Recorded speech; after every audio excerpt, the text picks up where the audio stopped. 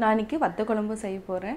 இது வந்து ஸ்பெஷல் வத்த குழம்பு. ஏன்னா இது வந்து அப்பளம் தாளிக்கிறதுக்கு வந்து நம்ம அப்பளம் போட்டு செய்கிறதுனால நம்ம இதை ஸ்பெஷல் வத்த குழம்புன்னு சொல்லுவோம். அது மட்டும் இல்லாமல் மணத்தக்காளி கூட நம்ம தேங்காய் பேஸ்ட் வந்து ஆட் பண்ணுறோம். தேங்காய் பேஸ்ட் வந்து அது கரகரன்னு அரைச்சி நம்ம ஆட் பண்ணுறதுனால இது ரொம்ப டேஸ்ட்டாக இருக்கும். கொஞ்சம் வித்தியாசமான டேஸ்ட் இருக்கும். வாங்க எப்படி செய்கிறதுன்னு இந்த வீடியோவில் சொல்கிறேன். தேவையான பொருட்கள்: புளி வந்து நல்லா ஒரு நெல்லிக்காய் 2 நெல்லிக்காய் நான் வந்து கரைச்சி வச்சுருக்கேன். இதை வந்து நல்லா வடிகட்டி வச்சுக்கோங்க. அதுக்கப்புறம் இது வந்து தாளிக்கிறதுக்கு வந்து அப்பளம். இது வந்து ஸ்பெஷல் வத்த குழம்புங்கிறதுனால அப்பளம் வந்து குட்டி குட்டியாக நான் உடச்சி வச்சுருக்கேன். ஒரு ஸ்பூன் வந்து துவரம்பருப்பு, வரமிளகாய் வந்து நம்மளுக்கு காரம் எவ்வளோ தேவையோ அவ்வளோ வச்சுக்கலாம். நான் இதில் 4 வந்து எடுத்து வச்சுருக்கேன். 1 டேபிள் ஸ்பூன் மிளகாத்தூள், வெல்லம் கொஞ்சம், கட்டி பெருங்காயம் தான் இந்த வத்த குழம்புக்கு வந்து டேஸ்ட்டாக இருக்கும். கட்டி பெருங்காயம் கொஞ்சமாக, கருவேப்பிலை எடுத்துருக்கேன். அதுக்கப்புறம் தேங்காய் வந்து பேஸ்ட் பண்ணிக்கணும். நம்ம பேஸ்ட் பண்ணிவிட்டு அதுக்கப்புறம் நம்ம அது தனியாக நம்ம பேஸ்ட் பண்ணி வச்சுக்கணும். இது வந்து மணத்தக்காளி வத்தல். இது வந்து 25 கிராம்ஸ் இருந்தாவே போதும். தேவையான அளவு சால்ட்டு, தேவையான அளவு நல்லெண்ணெய் எடுத்துருக்கேன். கடுகு தேவையான அளவு. இதுக்கு வந்து நல்லெண்ணெய் ஊற்றணும். வத்த குழம்புக்கு நல்லெண்ணெய் கொஞ்சம் நிறையாவே ஊற்றிக்கலாம். இது வந்து நான் 35 ml ஊற்றிருக்கேன். நல்லா காஞ்சதுக்கப்புறம் கடுகு போட்டு நல்லா பொரிஞ்சு வர அளவுக்கு தாளிச்சுக்கணும். சிம்மில் வச்சுருக்கேன். இப்போது பெருங்காயத்தையும் போட்டுக்கலாம். நல்லா பொரிஞ்சு வரட்டும்.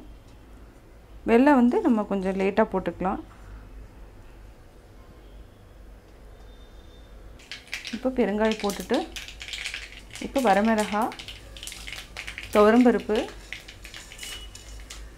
பச்சை மிளகாய். இப்போ என்னென்னா நம்ம அப்பளம் போடுறோம்.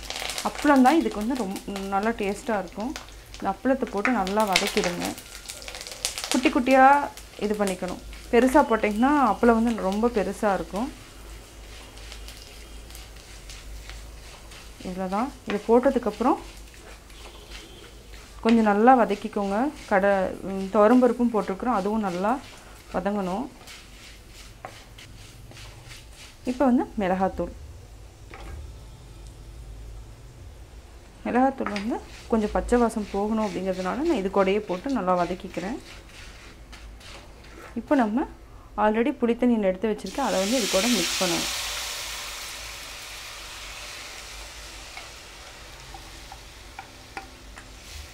இது நல்லா கொதிக்கணும். எண்ணெய் வர வரைக்கும் நம்ம மேலே எண்ணெய் உங்களுக்கு தெரியும், பார்த்தீங்கன்னாவே தெரியும். அது வர வரைக்கும் கொதிக்கணும். இப்போ உப்பு எவ்வளோ தேவையோ அது பார்த்து போட்டுட்டு நம்ம மூடி வச்சுக்கலாம். வெல்லம் வந்து கொஞ்சம் லேட்டாக போட்டுக்கலாம். வெல்லம் வந்து நான் தனியாக எடுத்து வச்சுருக்கேன்.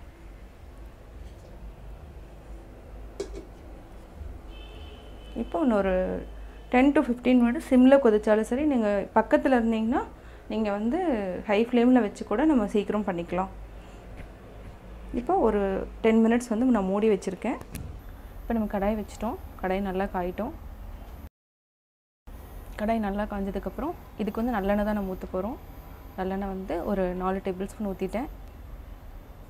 இப்போ இதுக்கு வந்து என்னென்னா மணத்தக்காளி வத்தல் தான் நம்ம போடுறோம். நல்லா ஃப்ரை பண்ணிவிட்டு ஒரு 2 மினிட்ஸ் வந்து நல்லா ஃப்ரை பண்ணிடுங்க. இதுக்கு வந்து இந்த சுண்டக்காய் வத்தலும் போடலாம். ஆனால் நான் வந்து இந்த வத்த குழம்புக்கு வந்து மணத்தக்காளி வத்தல் தான் நான் யூஸ் பண்ணுறேன். அதுக்கப்புறம் நம்ம தேங்காய் பேஸ்ட், அதாவது என்னென்னா ரொம்ப நைஸாக அரைக்காமல் கரகரன்னு அரைச்சிருக்கேன். இப்போ பாருங்கள். இப்போது இந்த மாதிரி அரைச்சிக்கோங்க. நம்ம இந்த மணத்தக்காளி வத்தல் கூட இப்போ நல்லா அது கூட போட்டு மிக்ஸ் பண்ணணும். அதுக்குள்ளே மணத்தக்காளி வத்தல் நல்லா இப்போ வறுத்துக்கலாம். இது கொஞ்சம் நல்லா ஒரு 2 மினிட்ஸ் வந்து நல்லா ஊறணும் எண்ணெயிலேயே.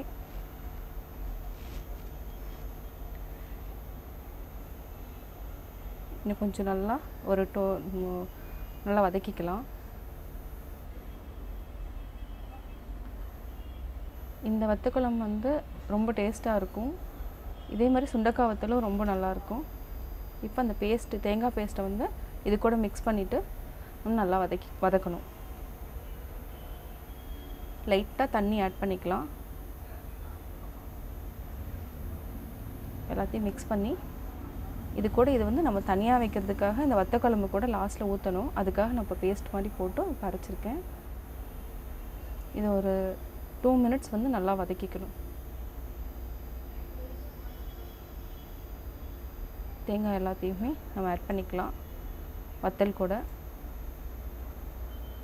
இது பேஸ்ட் மாதிரி பண்ணிட்டேன்னா அது வேறு மாதிரி போயிடும். அந்த டேஸ்ட் வத்த குழம்பு டேஸ்ட் வராது. நார்மலாக நம்ம இதுக்கு வந்து தேங்காய் போடாமல் தான் செய்வோம் வத்த குழம்பு. இதுக்கு வந்து நான் தேங்காய் போட்டு செய்கிறதுனால கொஞ்சம் நல்லா டேஸ்ட் டிஃப்ரெண்ட்டாக இருக்கும். இதை கொஞ்சம் நல்லா வதக்கிக்கலாம். வத்தல் கூட நல்லா மிக்ஸ் பண்ணிக்கோங்க.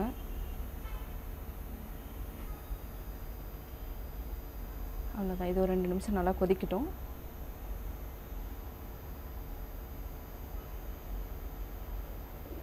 நல்லா வதக்கி விட்டுட்டு இப்போ வந்து நம்ம ஆஃப் பண்ணிடலாம். இது நல்லா வதக்கிட்டேன். இப்போ வந்து ஆஃப் பண்ணிவிட்டு இது தனியாக வச்சுக்கலாம். அந்த குழம்பு நல்லா கொதித்து வர டைமுக்கு நம்ம வந்து இந்த பேஸ்ட் இது மணத்தக்காளி வத்தலோடு சேர்த்து அந்த குழம்புல நம்ம ஊற்றிடணும். அதாவது புளி கூட நம்ம ஊற்றிடணும். கொஞ்சம் நல்லா கொதிச்சிருச்சு. எண்ணெய் நல்லா மேலே வந்திருக்கு. இப்போ வந்து நம்ம இந்த வெல்லம் எடுத்து வச்சுருந்தோம் இல்லைங்களா, வெல்லத்தையும் நம்ம போட்டுக்கலாம். இப்போ வெல்லத்தை போட்டுட்டு மணத்தக்காளி வத்தலும் தேங்காயும் நம்ம அரைச்சி வச்சுருக்கோம் அதையும் சேர்த்து இதில் மிக்ஸ் பண்ணிவிட்டு ஒரு நல்லா ஒரு கலரி விடணும். இதை நல்லா ஒரு தண்ணியில் கொஞ்சம் இது பண்ணிவிட்டு போட்டுக்கலாம். அவ்வளோதான். இது ஒரு 5 மினிட்ஸ் வந்து மூடி வச்சுருங்க சிம்மில் வச்சுட்டு. இந்த குழம்பு வந்து வித்தியாசமாக இருக்கும். அப்பளம் எல்லாமே போட்டுக்கிறதுனால நல்லா டேஸ்ட்டாக இருக்கும். ஏதாவது ஒரு ஃபங்க்ஷன்னா நம்ம சாம்பார் ரசம் கூட வந்து வத்த குழம்பு இது மாதிரி நம்ம செஞ்சுட்டோம்னா இன்னும் நல்லாயிருக்கும். உப்பு இருக்கான்னு செக் பண்ணிக்கலாம். கொஞ்சம் போடணும் பத்தில். நல்லா மிக்ஸ் பண்ணி விட்டுட்டு, ஏன்னா இது வந்து கரகரன்னு நம்ம அரைச்சதுனால தான் இந்த மாதிரி இருக்குது பார்க்குறதுக்கு. இந்த குழம்பு ரொம்ப டேஸ்ட்டாக இருக்கும். இது வந்து நீங்கள் 2 days 3 days இல்லைனா 1 month கூட நீங்கள் நல்லா ஸ்டோர் பண்ணி வச்சுக்கலாம் ஃப்ரிட்ஜில். மிளகாத்தூள் வந்து நம்ம ஒரு டேபிள் ஸ்பூன் போட்டிருக்கோம். தேங்காய் பேஸ்ட்டு போட்டதுனால என்னென்னா காரம் வந்து ரொம்ப தெரியாது உங்களுக்கு. இப்போ ஒரு 5 மினிட்ஸ் நம்ம மூடி வச்சுட்டு பார்த்துட்டு அதுக்கப்புறம் ஆஃப் பண்ணிக்கலாம். இப்போது நல்லா கொதிச்சிருச்சு, ஆஃப் பண்ணிடலாம். இப்போ வத்த குழம்பு ரெடி ஆகிடுச்சு. நல்லா மணத்தக்காளி வத்தல் எல்லாமே மேலே நல்லா இதாக தெரியுது, எண்ணெயும் மேலே வந்துடுச்சு. போது இந்த இதில் வந்து நம்ம வந்து ஆஃப் பண்ணிடலாம். இப்போ வேறு பாத்திரத்தில் நம்ம மாற்றிக்கலாம். நான் வத்த குழம்பு எப்படி செஞ்சேங்கிறத பார்த்தீங்க. இந்த குழம்பு வந்து சாதத்துக்கூட அப்பளம் வச்சு சாப்பிட்டோன்னா இன்னும் ரொம்ப டேஸ்ட்டாக இருக்கும். நீங்கள் வீட்டில் செஞ்சு பார்த்துட்டு உங்களுடைய கமெண்ட்ஸ் எனக்கு சொல்லுங்கள். உங்கள் ஃப்ரெண்ட்ஸ் கிட்ட ஷேர் பண்ணுங்கள். பிடிச்சிருந்தால் லைக் பண்ணுங்கள். மறக்காமல் சப்ஸ்கிரைப் பண்ணுங்கள்.